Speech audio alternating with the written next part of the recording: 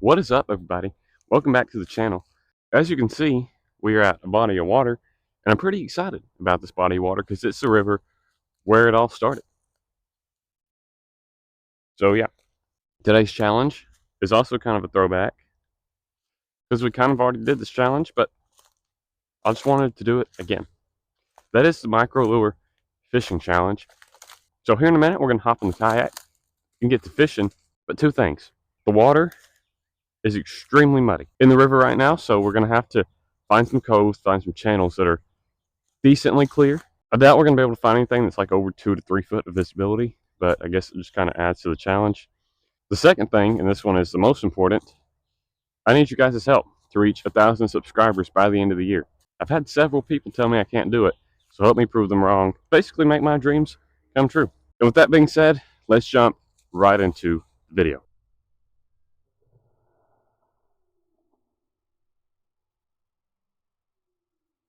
Alright, y'all. So, just kind of made it to the first spot here. In this little patch of sticks, I just saw snakes slither off of them while I've been sitting here for I don't know how long. He's actually right there. I'm gonna be completely honest, that looked like a baby rattlesnake, so we're gonna get right up out of here. Glad he decided to not slither into the kayak. I didn't really think that a rattlesnake would be in the water like that, but that's exactly what it looked like. Anyways, while we paddle to this little tree sticking up over the water, I should mention that I'm filming this video on Wednesday, and I have to head back home and edit this video for Wednesday, or in other words, today. So we don't have that much time to be out here. Probably only like an hour and a half. I'm hoping we'll kind of just float through this channel. Our first lure, we're going to be starting with the Rapala minnow again, rainbow trout color. I did have a dragonfly land on me while I was paddling over here, and that's got to be worth something, right? Another reason we need to find all these coves and channels and stuff, it is summertime here in Texas, specifically East Texas. I'm sure over there in the West they're getting hit hard too, but you see, the thing about East Texas, we get West Texas, Arizona type heat, except you stack 85% humidity on top of that. And talking about humidity and heat, I've got some exciting news. So come around the end of the month to the beginning of June, I don't know when exactly, we're headed to Florida. So let me know if that would be something that you guys want to see, some Florida videos. I'm not sure what we'll get into down there. I think we're going to be like an hour from Tampa. So if any of you guys in here are from Florida and have any tips for whenever we get over there, leave them down below. Because I know absolutely nothing about Florida. I know you have some crazy bass over there apparently, but that's about it. Alright, so with that little announcement out of the way, let's go find our next spot because this one did absolutely not produce at all. So the next spot, we're actually going to turn right here. I was going to go up there a little ways. There's another little channel up there, but instead we're going to cut through here back to the main river, and we're going to go across.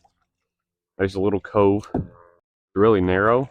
It's kind of narrow, so hopefully when all that rain hit us and the water got muddy, it doesn't affect in there too much. Honestly, if we don't have any luck in the coves, by the time I turn around, we'll probably just hit the main river on the way back, see what happens. We'll throw a few up in the shade, some out in the sun. Honestly, they probably are in the shade. Water feels about like 75. And honestly, I can't promise I'm going to make this whole video without getting in the water at some point.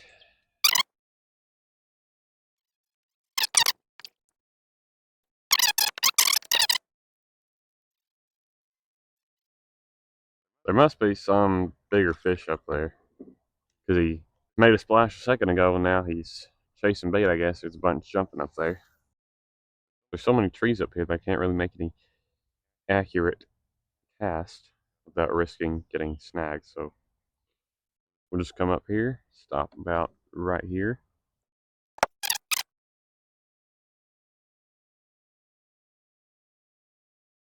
Oh, it's Gar. Y'all see him right there? Like I'm trying to put my rod tip on him. I'm actually about to touch him.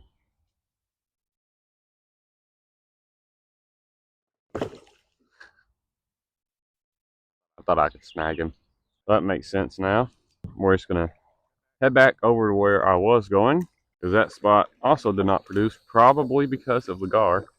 Right now, I'm probably about to put on something a little bit brighter, because where we're going, I think we're going to park up right here while I do it. Train's going by, if y'all can hear that. I'm thinking one of these. Let's go with the black side on it. And if any of y'all are thinking, well, rooster tails are kind of big, it's not really microfishing. It is with this one, because this is the smallest size, at least that I could find. I'm sure there are smaller ones, but my store didn't have them. The actual lure isn't much bigger than my fingertip. All right, here we are. We're just going to start fishing here and work that way. And right where it opens up, you can actually go off to the left, and there's a little pocket over there. So we'll do that. Got to get this piece of grass off of here. We're just going to cast up to the bank under these trees. If I could actually cast. Jeez Louise. Okay. That's just embarrassing.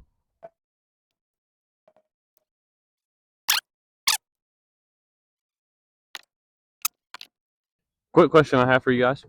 How would y'all go about getting ants out of your truck? I have no idea. My truck is infested. Okay, not really. But there are a few ants in there. I guess last video I parked in the grass. I guess that's where they came from. So maybe I parked on an ant bed or something and I just didn't know it. I'm assuming that's where they came from anyway. I don't like being bit every time I go somewhere.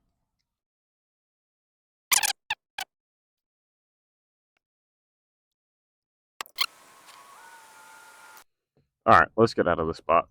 Let's go to the other spot now. I guess we'll do like 2 or 3 lures going upriver and then 2 or 3 going back. We'll just have to see. Maybe we should try. Okay, hang on. I just peeped the trestle bridge. I kind of forgot about that. I've not been here in so long. So we'll fish this little spot right here. It's nice and shaded.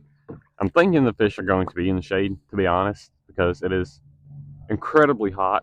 So we'll fish this spot. We'll change lures. We'll head up there to the trestle bridge. So we'll fish this spot, and then we'll head up there. I'm probably not going to switch lures because I want something brighter for that spot because it is the main river. But after that spot, we'll change something. We'll change to something else, and we'll start heading back.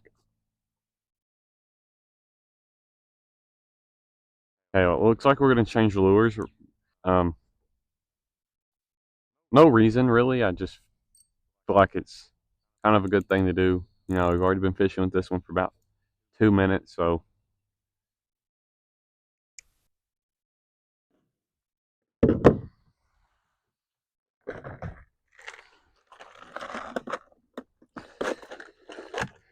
So I'm feeling white right now. So our options are this lipless sexy shad, this roundbill sexy shad, because apparently that's the only pattern that I like, and a white rooster tail. I'm thinking this white and silver one, because it's so sunny. I think this can actually do good for us. Our UV index has got to be like 8 or 9. Let me look real quick. I'm actually curious. My phone's about to burst. It's so hot. It is 9. Told you. I've only done this once, and it was a few months back. Oh, you know what? We actually can't even get in right. Oh, wait. Can we? Oh, okay. We can. I thought we had to go all the way around and then come back to it. But this is it. If y'all are out fishing in the summer, make yourself drink some water, even if you're not thirsty. Don't need to be out there in the middle of the lake or river, wherever you are, and then just pass out from heat exhaustion and dehydration. Drink your water.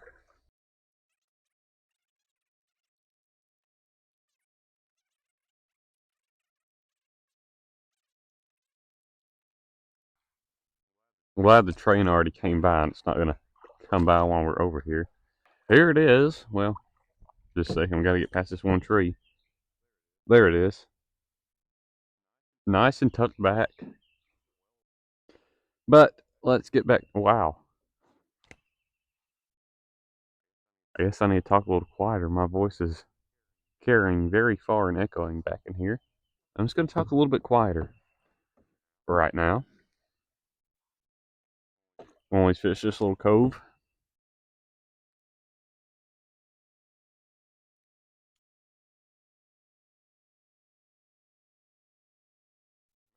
Might be too much grass back in here. Here it comes in 3, 2, 1, right now.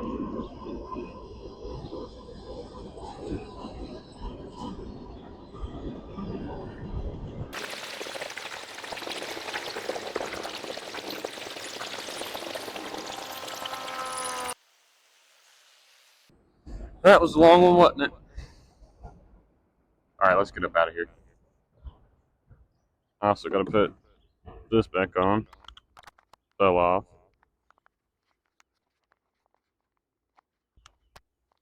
There we go. Alright, I'll catch you guys in the next spot. I have no idea where we're going. Probably going to change the lures too. And it's probably going to be in the shade. I'm hot. Sweaty. Yeah. See you guys there. So I decided I'm only doing like one more lure. I really don't think our odds are that good. I mean, that's really my fault. I came to the river when it's really muddy in the middle of a hot summer day. But I tied on, well, y'all can maybe kind of see it. A chartreuse and black shad roundbill dives roughly 5 foot. So we're just going to kind of target more of the middle of the river. So we've obviously not had any luck up shallow. The power on the GoPro, the battery on the GoPro is less than 30% charged. So if it just randomly cuts out, that's why. So I apologize in advance if that does happen. I think what I'm going to do is throw this out behind me, like that. Loosen our drag, about like that. Stick this in this rod holder, about like that. Turn around this way, and then just start paddling.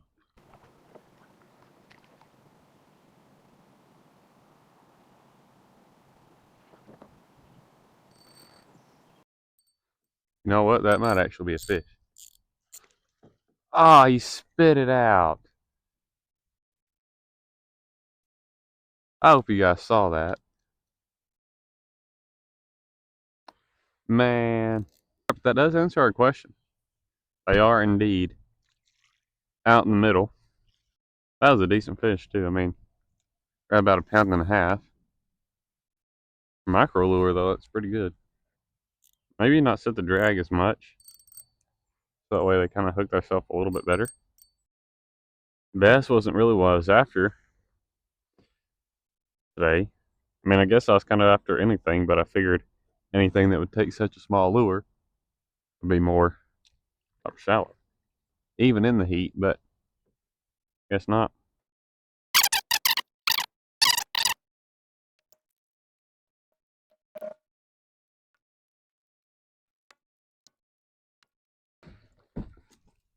We're on. We're on. Let's stink and go. That feels like a decent whatever it is. Oh, it come off. Are you kidding me? You know what? That was a gar. I'm almost banking on it. That had to have been a gar. It never surfaced. It was fighting really hard. And it snapped. It didn't snap my line. It just broke it. The reason I'm thinking that was a gar is because it kind of felt like it was rolling. How fast it broke the line.